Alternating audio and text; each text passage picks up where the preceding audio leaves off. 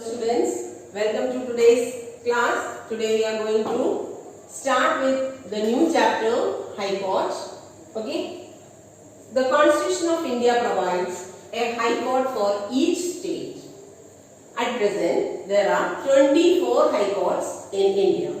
The High Court is the highest grade of the judicial system in the state. There are some High Courts which have the jurisdiction over more than one state, that is Guwahati High Court and Punjab and Haryana High Court. It is also known as Chandigarh High Court. Now, the composition of High Court. Each High Court consists of one Chief Justice and other judges whose number may be fixed from time to time by the President. President fixes the number of judges from time to time. Okay, there should be one Chief Justice and other judges decided by the President from time to time. Then next topic is that of appointment. The Chief Justice of a High Court is appointed by the President in consultation with the Chief Justice of the Supreme Court. And now comes to the next topic, that is appointment. Okay. The Chief Justice of High Court is appointed by the President in consultation with the Chief Justice of the Supreme Court and the Governor of the concerned state. While appointing other judges, the President consults the Chief Justice of India, Governor of the state and the Chief Justice of that High Court also. Then, what are the qualifications of the judges? Here, first of all, to be appointed as a judge of the High Court, a person should be citizen of India, should not be above 62 years of age, has held a judicial office within the Indian territory for at least 10 years, or he has been an advocate of a High Court for at least 10 years. Then the term of judges of High Court. A High Court judge continues in office till the age of 62. That means once appointed, the judge can continue in the office till the age of 62. He or she can be removed from the office on proved misbehavior or incapacity. Okay. So, the judges of High Courts can be removed. Suppose the Chief Justice of Punjab, Haryana High Court is to be appointed. Then, the President consults with the Governor of the concerned state also. Okay. While appointing other judges, the President consults the Chief Justice of India, Governor of the state and Chief Justice of that High Court also. To the next topic here, the term of office. A High Court judge continues in office till the age of 62. He can be removed from his office on the ground of proved misbehavior or incapacity. This process is known as impeachment. So the procedure is same as the removal of judges of Supreme Court. Then comes to the next one, jurisdiction. What do you understand by jurisdiction? Jurisdiction of a High Court extends to the territorial courts of the state. The powers and jurisdiction of the High Courts are the following: original jurisdiction, appellate jurisdiction and advisory jurisdiction.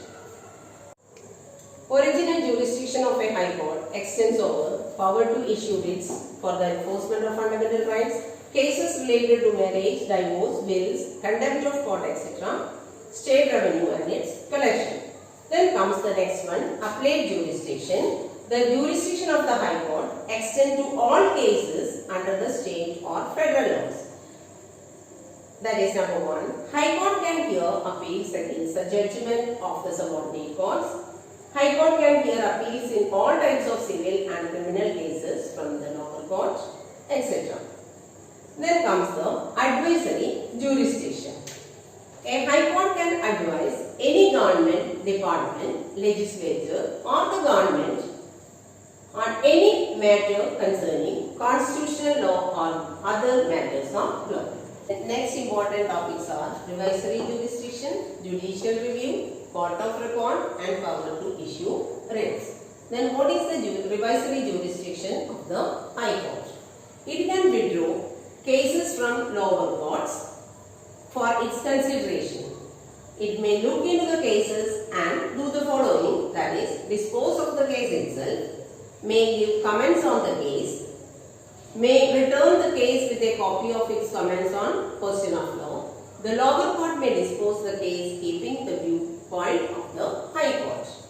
Then the next one is judicial review. It is same as whatever we have learned in the Supreme Court chapter. Okay. So, if any law, order or ordinance passed by state legislature or any other authority goes against the provision of the Indian Constitution or violates the fundamental rights of citizens, it can be declared null and void by the High Court. This power of the High Court is known as judicial review. The next part is revisory jurisdiction. High courts can call for the record of a case which has been decided by a subordinate court. Here, it can withdraw cases from lower courts for its consideration.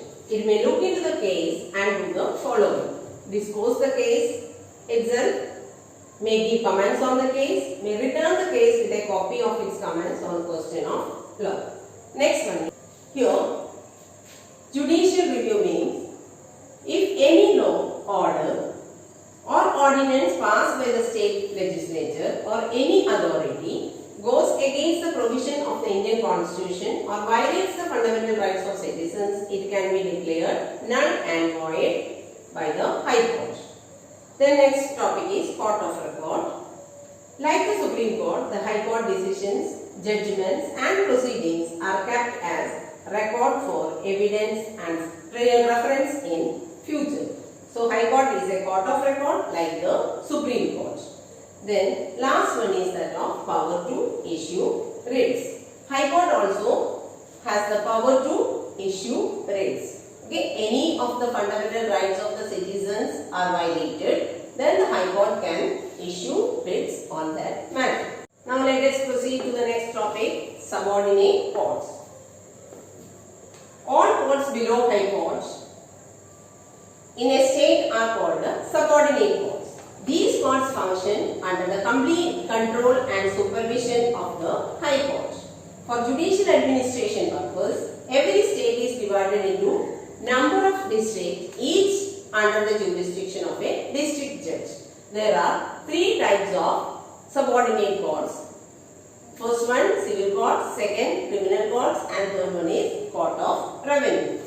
Then civil courts exercises jurisdiction in the cases related to land, property, money transaction, marriage, divorce and cases involving a will, etc.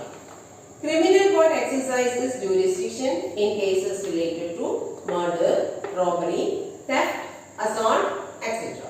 Here, court of revenue deals with assessment, collection of keeping of land records, dealing with land revenue and property taxes. Then, head of civil court is known as court of district judge.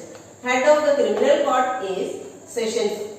District judge is the highest court of the district. It decides both civil and criminal cases.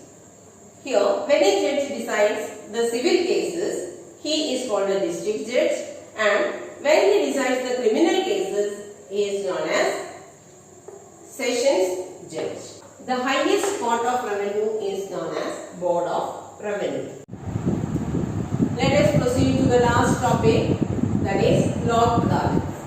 It is also known as People's Court.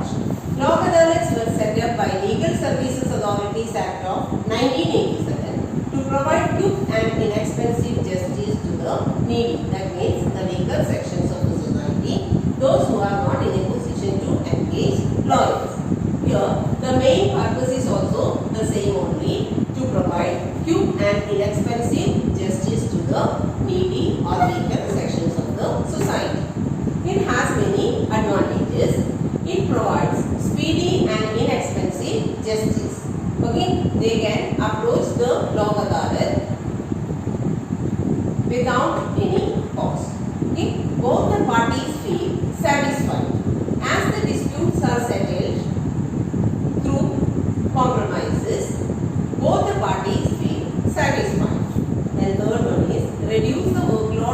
other courts. In that way, it enables them to deal with serious matters.